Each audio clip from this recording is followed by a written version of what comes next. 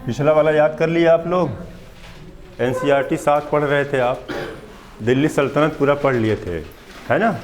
आज एक नया टॉपिक स्टार्ट होगा हम लोगों का, लिखेंगे आप, फटाक से हेडिंग डालेंगे आप, मुगल साम्राज्य। एनसीईआरटी क्लास 7 में मुगल साम्राज्य के बाद जो जानकारी, हाँ ठीक, मुगल साम्राज्य के बारे में जो जानकारी है एनसीईआरटी 7 में, उसको हम लोग लिखेंगे, ठीक है। हाँ लिखेंगे, यहीं से स्टार्ट किया जाएगा। लिखेंगे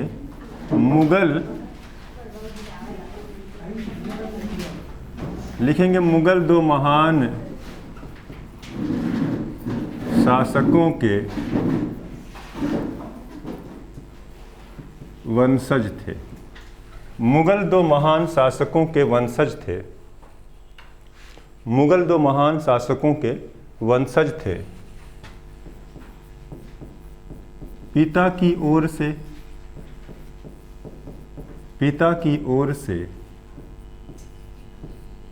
तैमूर के वंशज थे। पिता की ओर से तैमूर के वंशज थे। पिता की ओर से किनके वंशज थे? तैमूर के। बहुत अच्छे, चलिए अंडरलाइन करते चलेंगे आप, है ना। पिता की ओर से तैमूर के वंशज थे। माता की ओर से, उस दिन बताए थे एक दिन, हाँ, माता की ओर से चंगेज खान के वंशज थे। चंगेज खान के वंशज थे। पिता की ओर से तैमूर के वंशज थे, माता की ओर से चंगेज खान के वंशज थे। लिखेंगे तैमूर के समय का एक लघु चित्र मिला है। ये देखें, इंपॉर्टेंट है, लघु चित्र मिला है।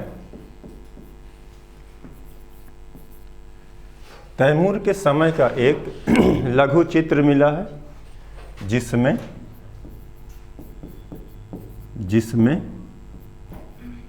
तैमूर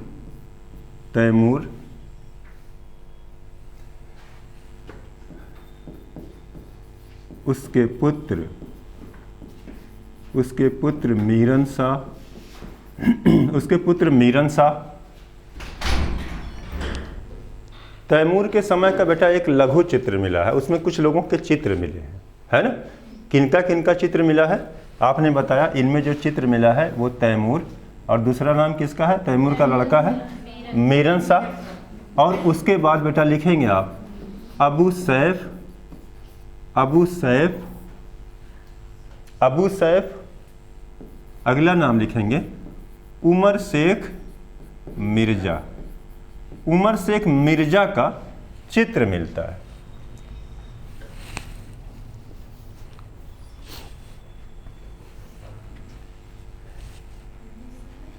तैमूर के समय का एक लघु चित्र मिलता है ना। लघु चित्र हालांकि वो बाद का है, जिस पर ना 4 पीढ़ियों के चित्र बनाए गए, है ना। इस लघु चित्र में कितने लोगों का चित्र मिलता है बेटा? तैमूर का, मीरन शाह का, अबू सैफ का और उमर शेख मिर्जा का। लिखेंगे ये बाबर के पूर्वज थे। ये सभी क्या थे? बाबर के पूर्वज थे। उस दिन बताए थे बाबर तैमूर की, वो पिता की ओर से तैमूर का 5वां वंशज था, तो वही क्लियर करा दिए थे, है ना। 5 वंशजों में कौन कौन थे बेटा? पहले तैमूर, फिर मीरन शाह, फिर अबू सैफ, और उसके बाद उमर शेख मिर्जा, फिर बाबर आ जाएगा। तो तैमूर की ओर से चौथा वंशज हो जाएगा, वो 5वां वंशज हो जाएगा। ठीक है बेटा। लिखेंगे बेटा मुगल स्वयं को तैमूर का वंशज मानते थे। मुगल स्वयं को किसका वंशज मानते थे? तैमूर का वंशज मानते थे। मुगल स्वयं को तैमूर का वंशज मानते थे। ठीक है। मुगल स्वयं को किसका वंशज मानते थे? तैमूर का। मुगल साम्राज्य का संस्थापक कौन था? बाबर था। बाबर पिता की ओर से किसका वंशज है? तैमूर का। और माता की ओर से किसका वंशज है ना? बाबर के जो पुरखे हैं 4 नाम मिलता है, किनका किनका? तैमूर का, मीरन शाह का, अबू सैफ का, उमर शेख मिर्जा का। इनमें से बाबर का पिता कौन था? उमर शेख मिर्जा।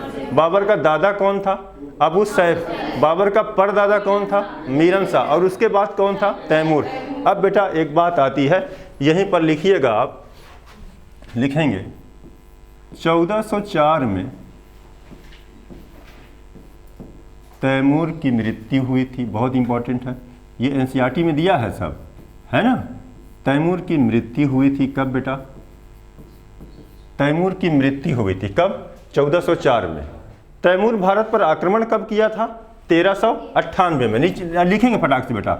तैमूर लंग ने, यही तैमूर लंग है, ठीक है ना? तैमूर लंग ने 1398 में भारत पर आक्रमण किया था। तैमूर लंग भारत पर कब आक्रमण किया था बेटा? 1398 में, है ना? तो ये खूब इंपॉर्टेंट। कब उसकी मृत्यु होती है? 1404 में। तैमूर के ही वंशज के रूप में जो 5वीं पीढ़ी में आएंगे तो कौन आदमी मिलेगा? बाबर मिलेगा। और वही बाबर मुगल साम्राज्य की क्या करेगा? स्थापना करेगा, जो हमको मुगल साम्राज्य पढ़ना है ना? अभी भूमिका लिखी गई, वही हम पढ़ रहे हैं, ठीक? आ जाए, लिखेंगे बेटा। अब एक सवाल और बनेगा, कोई बताए फटाक से तो आगे बढ़ जाएंगे। तैमूर आक्रमण इंडिया पर कब किया था? 1398। ये मोस्ट इंपॉर्टेंट सवाल है। तैमूर का भारत पर आक्रमण कब हुआ था? 1398 में। और जब वो भारत पर आक्रमण किया था तो कौन सा वंश था उस समय? जब तैमूर भारत पर आक्रमण किया था तो भारत पर कौन से वंश के लोगों का शासन था? नहीं, लोधी वंश नहीं था। तैमूर लंग 1398 में है ना? अभी तो लोधी वंश बना भी नहीं है, ठीक है बेटा? हाँ, तुगलक वंश था। लिखेंगे बेटा, लिखेंगे तैमूर के आक्रमण के समय, तैमूर के आक्रमण के समय भारत पर तुगलक वंश का शासन था। तैमूर के आक्रमण के समय भारत पर किनका शासन था? तुगलक वंश का शासन था। लिखेंगे बेटा, इस समय सुल्तान जो है ना, तुगलक वंश का जो सुल्तान है, राजा था, इस समय सुल्तान नासरुद्दीन महमूद तुगलक था। इस समय शासक कौन था बेटा? सुल्तान कौन था? नासरुद्दीन महमूद तुगलक था, ठीक है? तो ये हमारा टॉपिक एक छोटा सा समाप्त हो गया। अब हम आ जाएंगे डायरेक्ट मुगल काल में, है ना? इतना भूमिका दी गई है बेटा, और इसको खूब कायदे से पढ़िएगा, खूब इंपॉर्टेंट है, खूब इंपॉर्टेंट। ज़बरदस्त सवाल बनेंगे यहाँ से आपके, ठीक है? तैमूर का भारत पर आक्रमण कब हुआ? 1398 में। इस समय कौन सा वंश दिल्ली पर शासन कर रहा था? तुगलक वंश। और सुल्तान कौन था तुगलक लोगों का?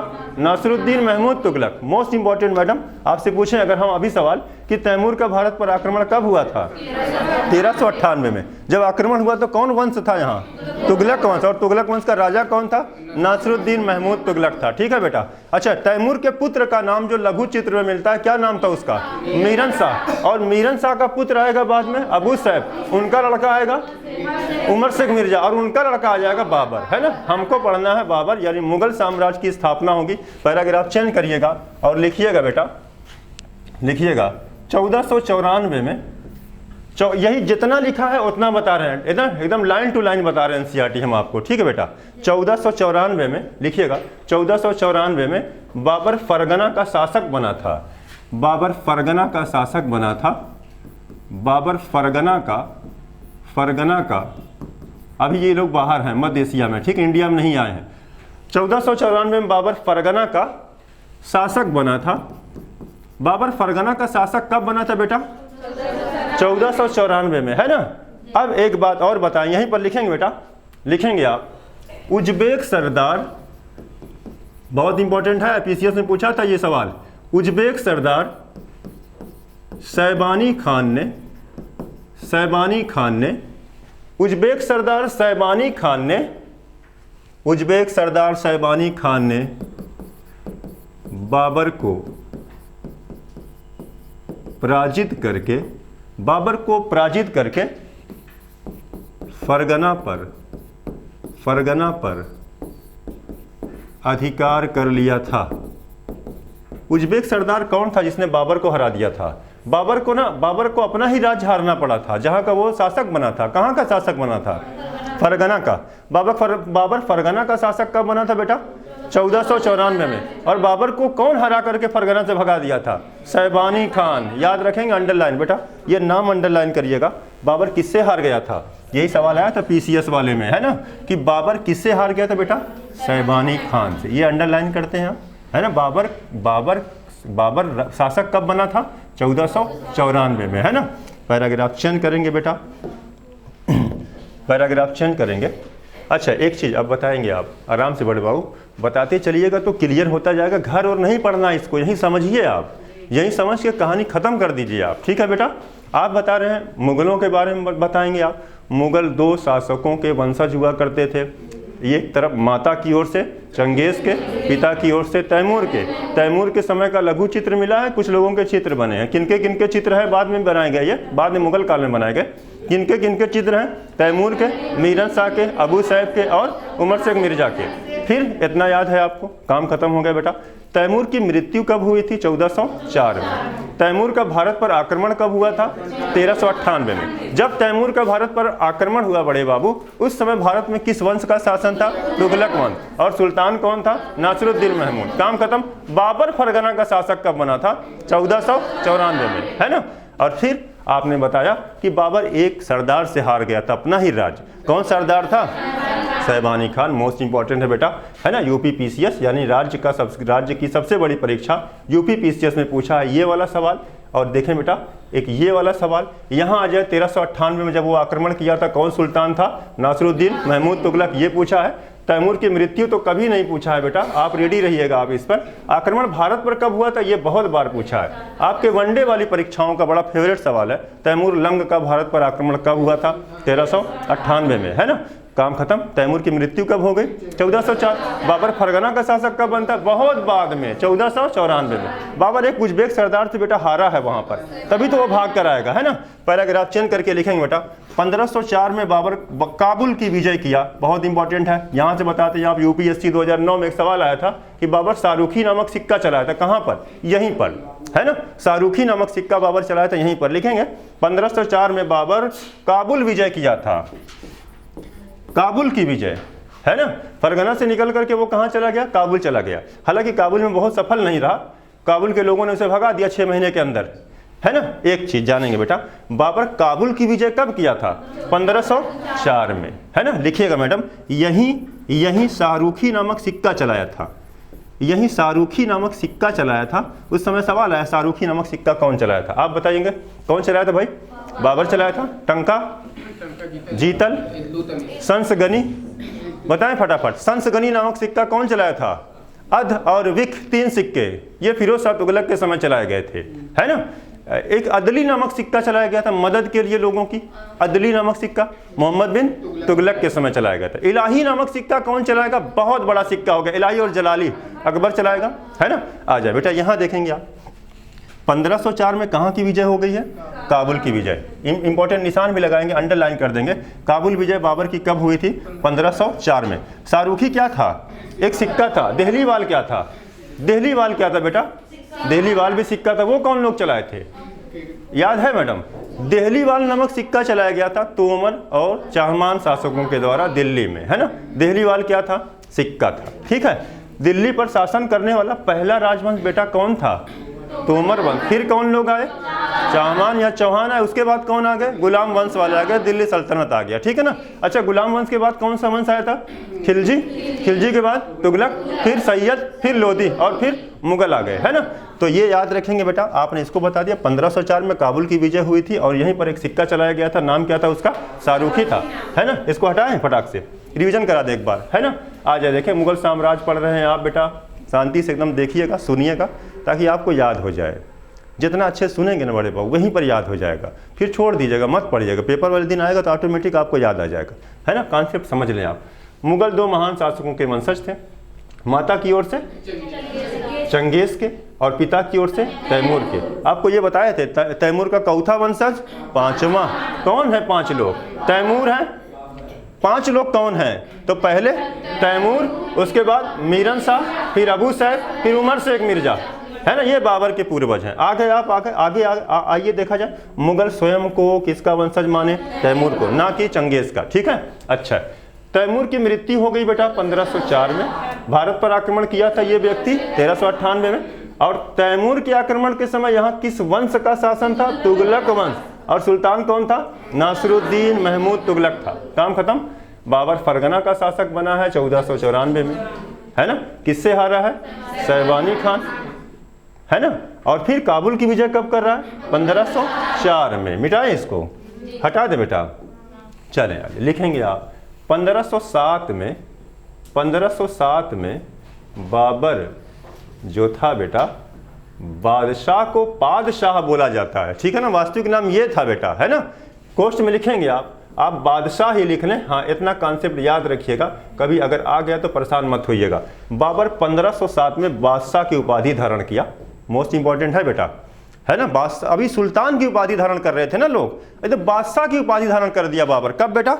1507 में। बाबर बादशाह की उपाधि कब धारण किया बेटा? 1507 में। ठीक है, बादशाह की उपाधि धारण किया कब? 1507 में। काम खत्म, है ना। अब एक ये चैप्टर हमारा खत्म हो गया। जो भूमिका में इतना दिया बेटा खत्म हो गया है। एक हेडिंग डालें तो हम आपको आगे समझा रहे हैं। लिखेंगे बेटा, मुगलों के सैन्य अभियान, है ना।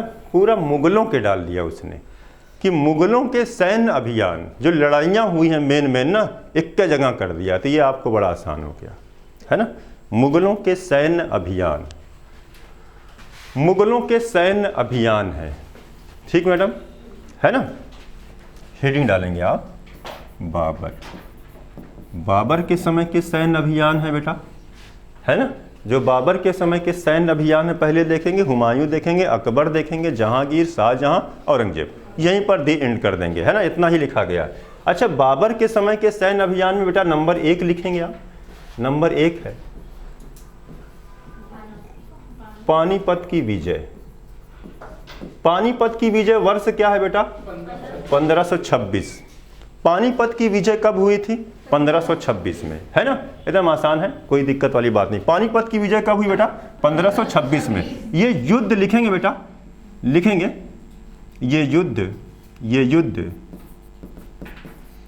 इब्राहिम लोदी वर्सेस बाबर के मध्य लड़ा गया। ये युद्ध इब्राहिम लोदी और बाबर के बीच लड़ा गया था। पानीपत की पहली लड़ाई बेटा। पानीपत कहाँ है, किस राज्य में? अभी पानीपत किस राज्य में है? हरियाणा में है ना पानीपत अभी, है ना। तो लिखेंगे बेटा, पानीपत का पहला युद्ध कब लड़ा गया? 1526 में। किनके बीच लड़ा गया? इब्राहिम लोदी और बाबर के बीच लड़ा गया। लिखेंगे बाबर की विजय हुई, बाबर की विजय हुई। इब्राहिम लोदी जाहिर सी बात है पराजित हुआ, लड़ता हुआ मारा गया। अभी एक बार हम एनसीईआरटी में कर चुके हैं, याद है? लड़ता हुआ मारा गया। इब्राहिम लोदी पराजित हुआ और लड़ता हुआ मारा गया, है ना। तो ऐसा देखें, लिखेंगे बाबर इब्राहिम लोदी के बीच युद्ध हुआ था, इब्राहिम लोदी पराजित हुआ था, बाबर विजयी हुआ था, इब्राहिम लोदी लड़ता हुआ मारा गया था। सल्तनत काल में बेटा एकमात्र सुल्तान था जो रणभूमि में लड़ते हुए मारा गया था। कौन था वो? इब्राहिम लोदी था। लिखेंगे बेटा, बाबर विजय के बाद, खूब इंपॉर्टेंट है, बाबर विजय के बाद कलंदर की उपाधि धारण किया था। मोस्ट इंपॉर्टेंट है, बाबर विजय के बाद कौन सी उपाधि धारण किया था बेटा? यहाँ पर कलंदर की उपाधि धारण किया था। पानीपत विजय के बाद बाबर कौन सी उपाधि धारण किया था बेटा? कलंदर की उपाधि। पानीपत का युद्ध कब हुआ था बेटा? 1526। किनके बीच हुआ था? बाबर इब्राहिम लोदी। कौन हारा है? इब्राहिम लोदी। रणभूमि में मारा गया कौन? इब्राहिम लोदी। इब्राहिम लोदी, जब देखें वर्णन है बाबरनामा में, है ना। बाबरनामा में ये लिखा है बाबर ने कि जब इब्राहिम लोदी हार रहा था, सेना तो बहुत ज़्यादा थी इब्राहिम लोदी की, बहुत ज़्यादा सेना थी, बाबर की तुलना में बहुत ज़्यादा, कई गुना सेना थी, है ना। इब्राहिम लोदी की सेना जब हार रही थी तो उसके सरदारों ने इब्राहिम लोदी से कहा था कि आप मैदान छोड़ के भाग जाइए, अगर जिंदा बचेंगे तो दोबारा अवसर मिल जाएगा बाबर से लड़ने का। तो वो कहा था मैं मारा जाऊंगा भले ही, मैं भागूंगा नहीं, है ना। तो बाबर प्रशंसा करता है कि वीर था, साहसी था, अच्छा योद्धा था, है ना। लेकिन कुशल सेना ना होने के कारण, प्रशिक्षित सेना ना होने के कारण इब्राहिम लोदी की पराजय हुई, ठीक है ना। तो याद रखेंगे आप। तो पहला युद्ध हुआ बेटा पानीपत का पहला युद्ध 1526 में इब्राहिम लोदी पराजित हुआ, मारा गया, रणभूमि में मारा गया। वो पहले लिख लिया आप। सल्तनत काल में एक ही सुल्तान था जो लड़ाई के मैदान में लड़ता हुआ मारा गया। जब भारत का इतिहास पढ़ेंगे आप, पूरे भारत के इतिहास में एक राजा आएगा जिसका जन्म सैन्य शिविर में हुआ था। उस राजा का जन्म ही उसके पिता एक लड़ाई में गए थे, है ना। परिवार के साथ पहले लोग जाते थे, खेमा लगाकर रुकते थे वहाँ पर। तो उस राजा का जन्म हुआ था बेटा उस सैन्य शिविर में, है ना। बताए कोई कौन ऐसा राजा था जिसका जन्म सैन्य शिविर में हुआ था, सैन्य छावनी में हुआ था। पिता जो सैनिक अभियान पे गया तो उसके पुत्र का जन्म हुआ था, बड़ा महान राजा, बहुत महान राजा बना था। कोई बताएगा हमको? ठीक है, सवाल है आप लोगों के लिए। अभी ये बता दिया बेटा आपने, पानीपत की विजय हो गई 1526 में, और फिर बाबर एक उपाधि धारण किया है पानीपत विजय के बाद। अलग अलग सवाल हैं बेटा, क्योंकि अगली विजय से अलग उपाधि आ जाएगी। पानीपत विजय के बाद बाबर कौन सी उपाधि धारण किया था? कलंदर की उपाधि धारण किया था। काम बेटा समाप्त, यही समाप्त नहीं होगा, लिखेंगे बेटा, लिखेंगे। 16वीं शताब्दी में, कौथी शताब्दी चल रही है 1526, देखिए आप 7 वाली एनसीईआरटी में कितना बेहतरीन लिखा है बेटा। 16वीं शताब्दी में, 16वीं शताब्दी में बेटा क्या कह रहा है? 16वीं शताब्दी में यहीं पहली बार गोला बारूद तथा तोपों का व्यवस्थित प्रयोग किया गया था। भारत में पहली बार बेटा, यही पहली बार। किस युद्ध की बात चल रही है? पानीपत का। तो ये एनसीईआरटी में जबरदस्त चीज लिखा है बेटा, याद रखना। यहाँ सवाल बन सकता है बेटा एलटी ग्रेड में या किसी भी परीक्षा में आप लोगों की, है ना। तो भारत में पहली बार व्यवस्थित रूप से गोला बारूद और तोपों का प्रयोग हुआ था। कहाँ पर? इस पानीपत के युद्ध में, है ना। पानीपत के युद्ध में तोपों का व्यवस्थित प्रयोग। अब बेटा एक सवाल और है, यहीं पर लिखा गया है, लिखेंगे बेटा 14वीं शताब्दी में, याद रखेंगे आप। यहीं पर थोड़ा सा आगे निकल गया वो। 14वीं शताब्दी में पहली बार बारूद का प्रयोग, देखेंगे दोनों में अंतर हो जाएगा बेटा। वहाँ तोपें हैं, यहाँ बारूद है, ठीक है ना।